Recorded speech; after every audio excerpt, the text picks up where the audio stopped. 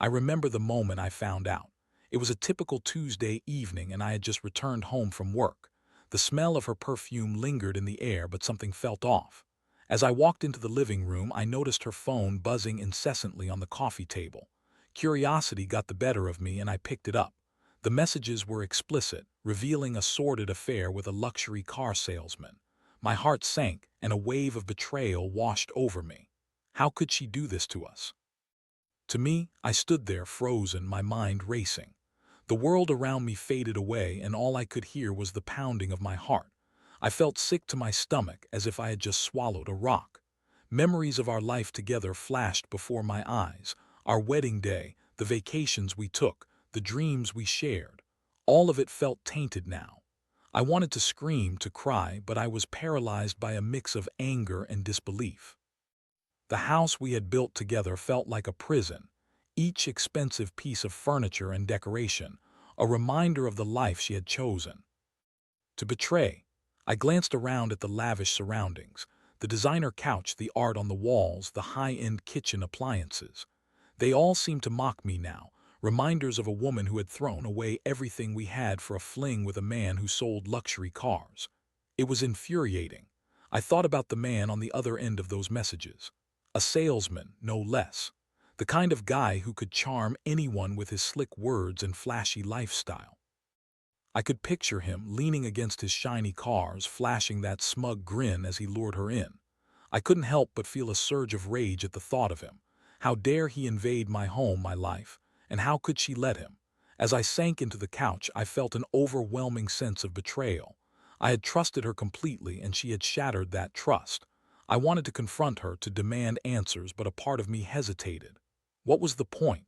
Would it change anything? The truth was out there, and I could feel it gnawing at me, pushing me toward a decision that I didn't even know I was capable making.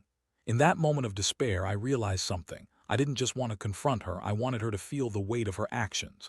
If she thought she could throw away our life together for a moment of pleasure, then she needed to understand the consequences. I began to envision a plan, one that would strip away everything she held dear. The thought brought a twisted sense of satisfaction. I took a deep breath, trying to steady myself. I felt a shift within me, a new resolve taking form. I was no longer the victim. I was going to reclaim my power. I would make her understand the gravity of her betrayal. The luxurious lifestyle she had enjoyed would be stripped away piece by piece until she was left with nothing but the harsh reality of her choices. As I sat there, the phone still in my hand, I knew I was on the brink of something that could change everything. I would turn her world upside down, just as she had done to mine. I would make her pay for her betrayal, and in doing so, I would find a sense of justice for myself. In the days that followed, I couldn't shake the whirlwind of emotions coursing through me.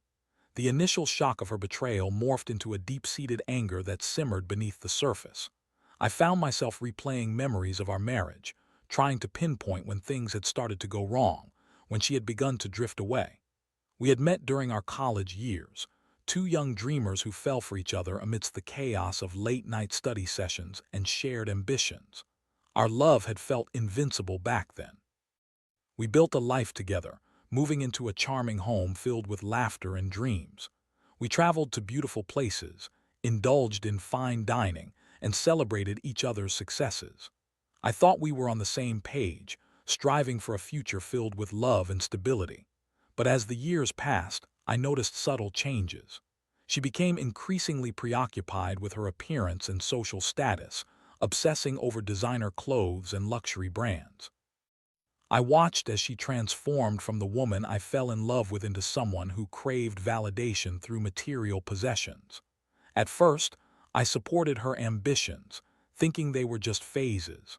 I even encouraged her to pursue her interests, believing it would strengthen our bond.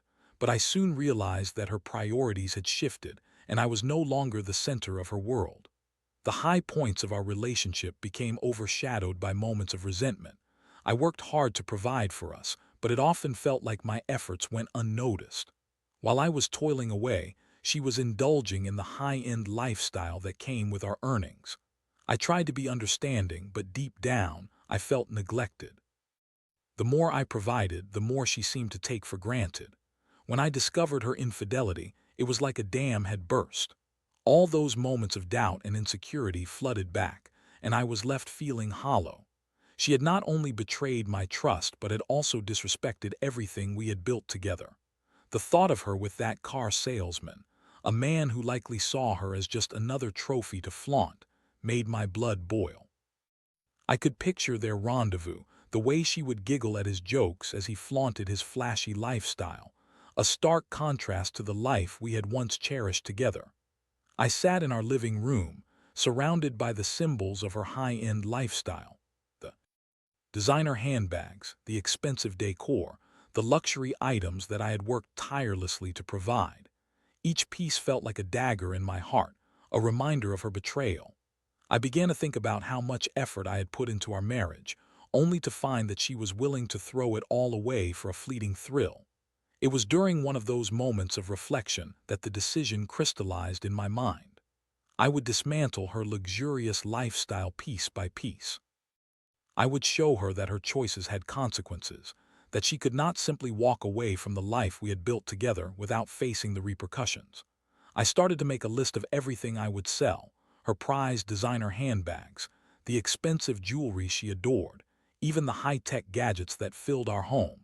Each item represented not just her material possessions but her betrayal. I imagined her face when she realized that the things she took for granted were no longer hers. I wanted her to feel that loss, to experience the emptiness that I felt. Yet, as I began to prepare for this drastic step, I found myself grappling with moments of doubt. Was I really ready to go through with this? Would it truly bring me the satisfaction I was seeking, or would it only deepen the pain? I wrestled with the morality of my actions. Was it fair to punish her so severely? But then I remembered the betrayal, the lies, and the unfaithfulness. I couldn't let her walk away unscathed. With each passing day, the anger fueled my resolve. I was determined to execute my plan, to reclaim my sense of control in a situation that had left me feeling powerless. I would take back what was mine, and in doing so I would make her pay for her choices. As I moved forward, the emotional turmoil inside me began to settle, replaced by a cold, calculated determination. I was ready to put my plan into action. As I sat down with my list, I felt a sense of clarity wash over me.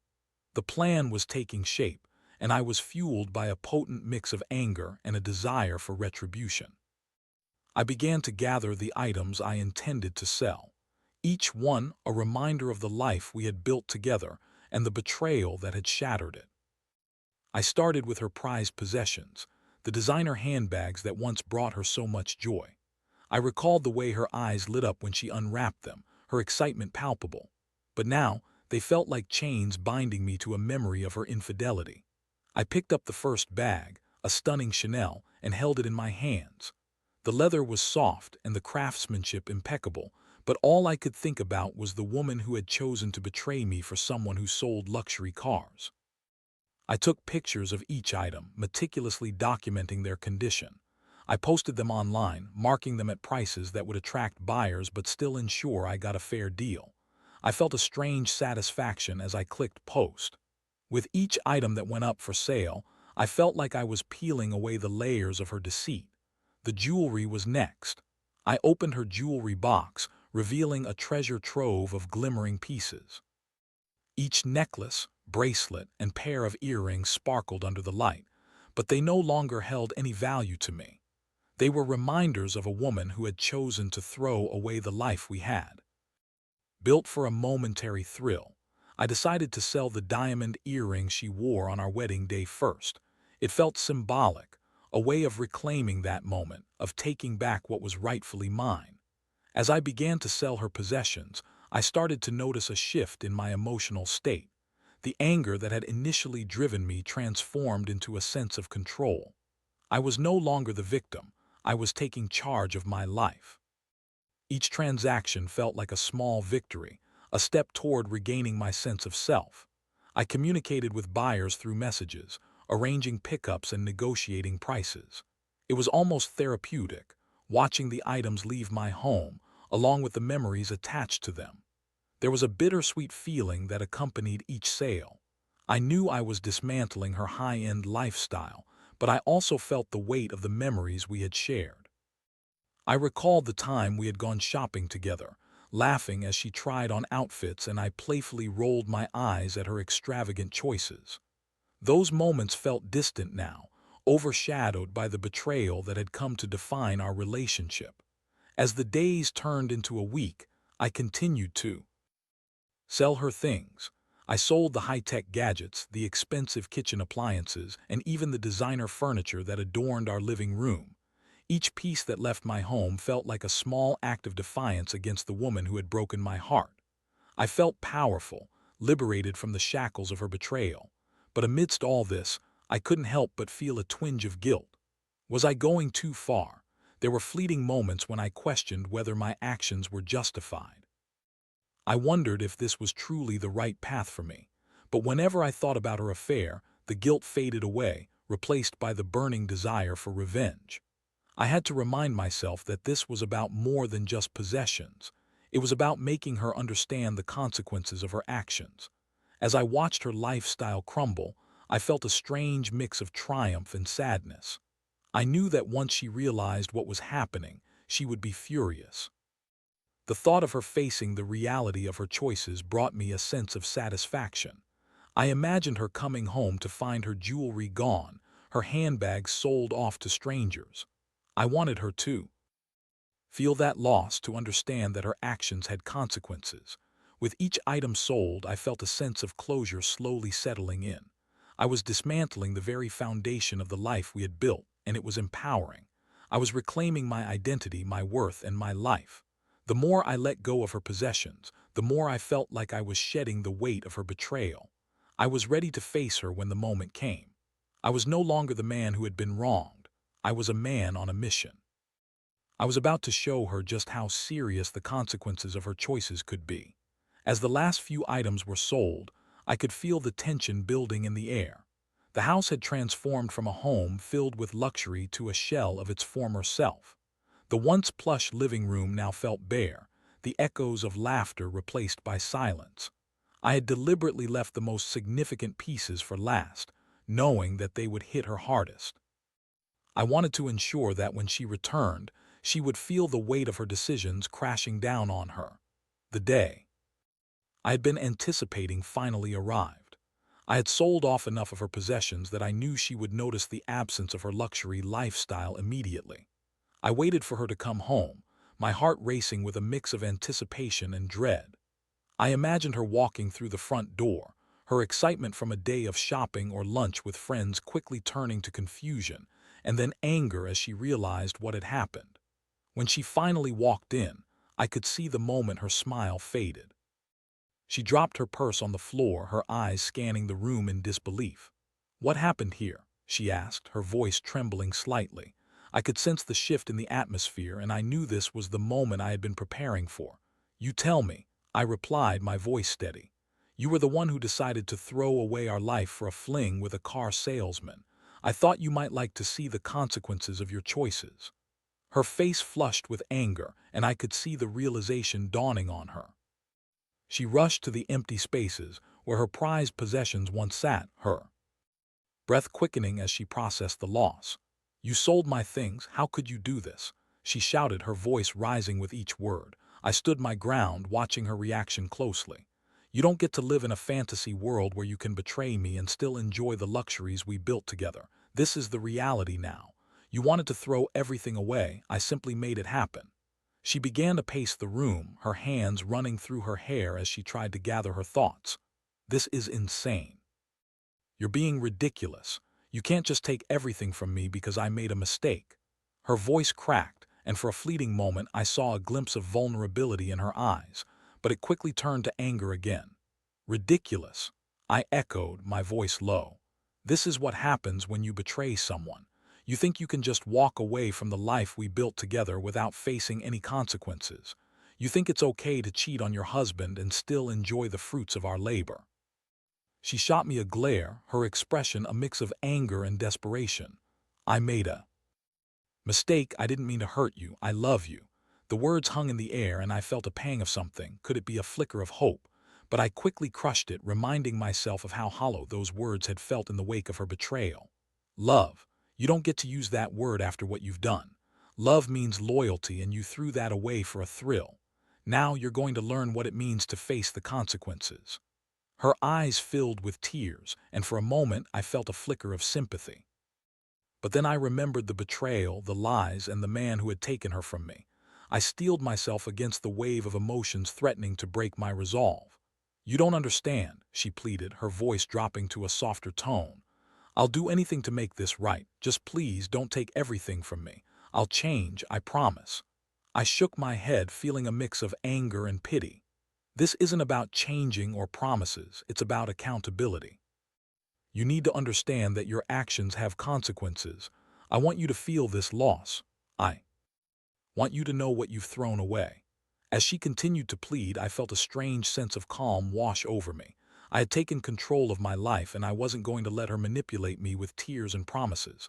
I had been the one wronged, and I would not allow her to turn the tables on me. I'm not asking for your forgiveness, she said, her voice breaking. I just want a chance to fix this.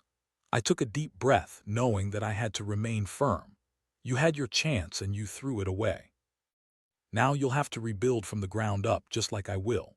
I watched her as she sank onto the couch, her hands covering her face as the reality of her situation settled in. I felt a pang of something. Was it regret? But I quickly pushed it away. I had made my choice, and now it was time for her to face the consequences of hers. The confrontation left me feeling drained but also strangely liberated. I had taken a stand, and I was reclaiming my life. As I walked away, I could hear her sobbing softly behind me, and a part of me felt a sense of satisfaction. She was beginning to understand the gravity of her actions, and for the first time, I felt like I was moving toward closure. In the days following our confrontation, the house felt eerily quiet. The absence of her luxurious possessions left an emptiness that echoed through the halls. I could hear her sobbing at night, the sound piercing through the silence, and a part of me felt a strange mix of satisfaction and guilt.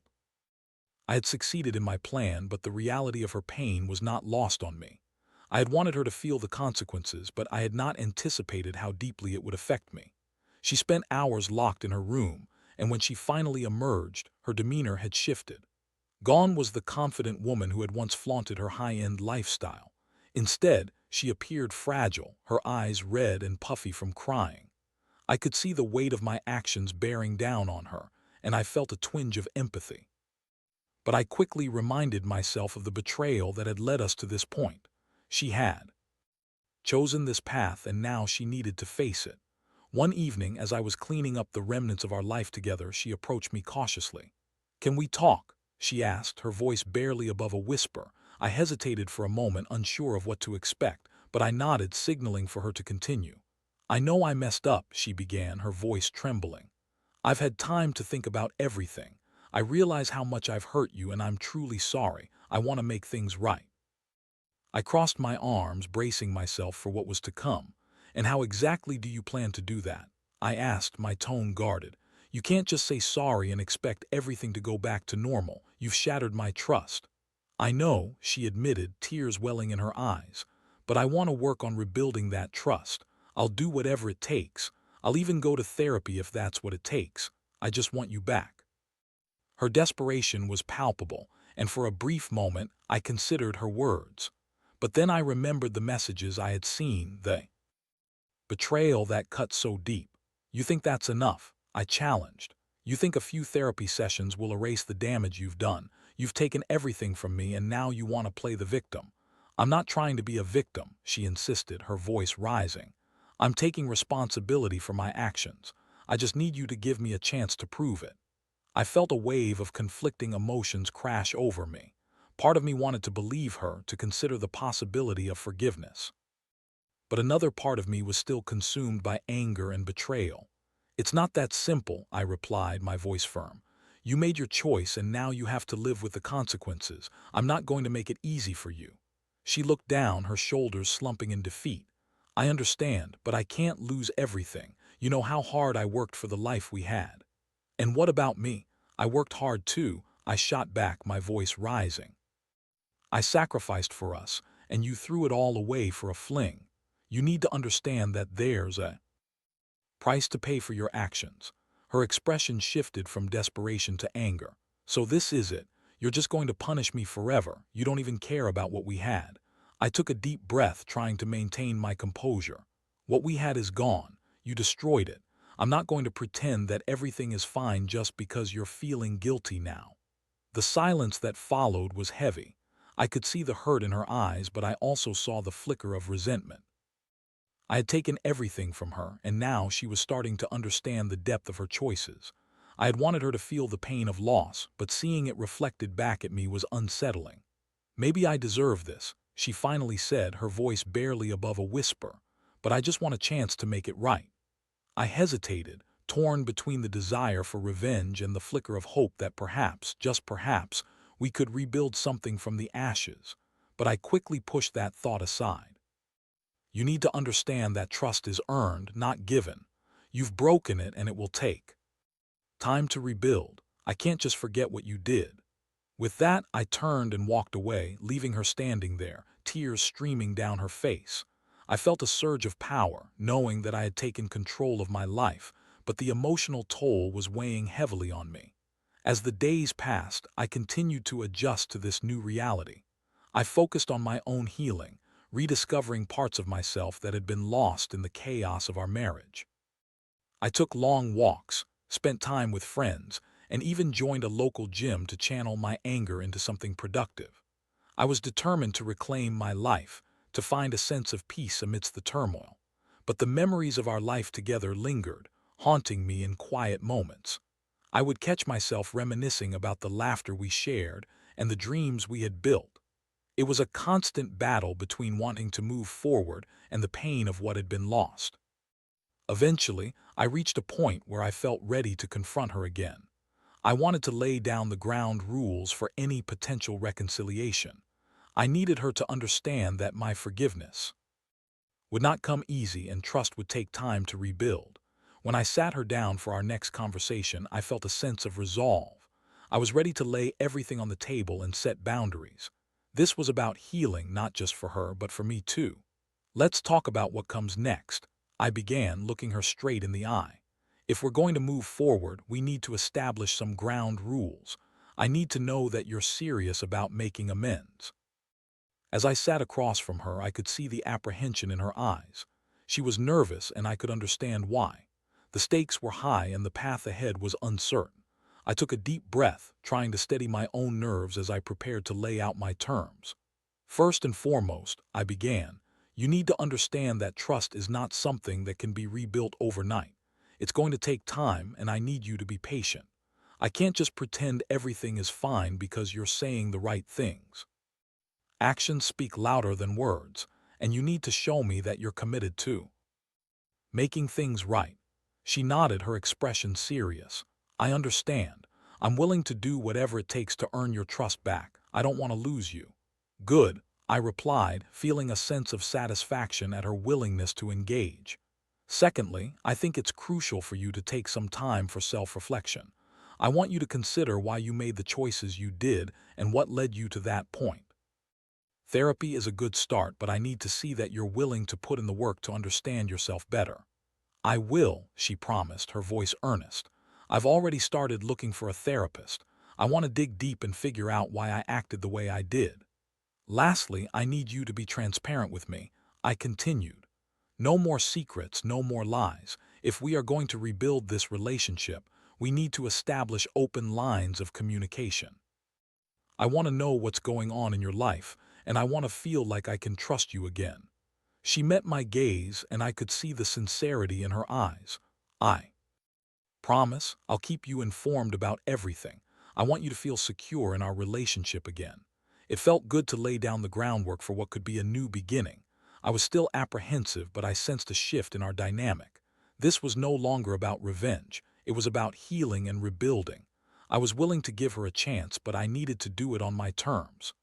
I also want you to understand that I'm not going to forget what happened, I added, my voice steady. There will be moments when I'll feel hurt or angry, and I need you to be prepared for that. It's going to take time for both of us to heal. I get it, she replied softly, her eyes glistening with tears. "I'm ready for the hard work. I know I've hurt you, and I don't want to make excuses for my behavior. I just want to move forward together." As we continued to talk, I felt a sense of cautious optimism.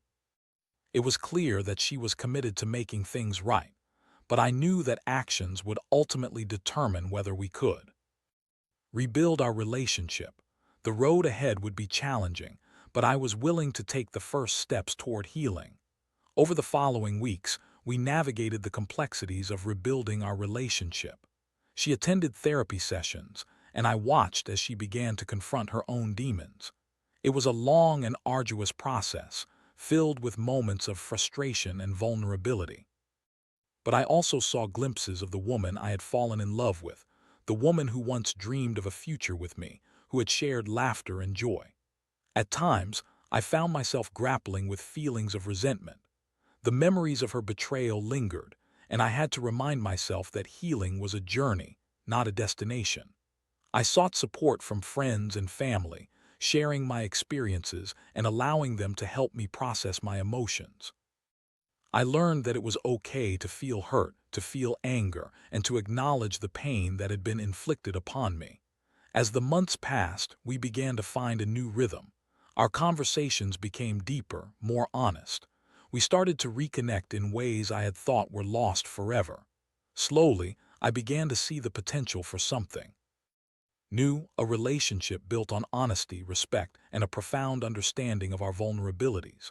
One evening, as we sat together on the couch, I turned to her and said, "I can see the changes you're making. I appreciate your efforts, and I want you to know that I'm willing to work on this together." A smile broke across her face, and I felt a warmth spread through my chest. "Thank you for giving me this chance. I know I don't deserve it, but I'm committed to proving to you that I can be better." In that moment, I realized that while the scars of betrayal would always remain, they could also serve as a reminder of our resilience. We were both learning and growing from this experience, and perhaps in the end, it would make us stronger. As we moved forward, I understood that love was not about perfection, but about navigating the complexities of life together. It was about facing challenges head-on and working toward a future that honored both our past mistakes and our commitment to one another. I had taken her high-end lifestyle, but in return, I had gained something far more valuable, a renewed sense of self, a deeper understanding of love, and the opportunity to build a relationship based on trust and honesty. As I held her hand that evening, I felt a sense of hope for the future. We were on a new path, one that would require patience and dedication, but together we could forge a new beginning from the ashes of our past. And in that moment, I knew that while the journey ahead would be challenging, it was one I was willing to embark on, because love, after all, is about facing the storms together and emerging stronger on the other side. This was our story now, and I was ready to write the next chapter.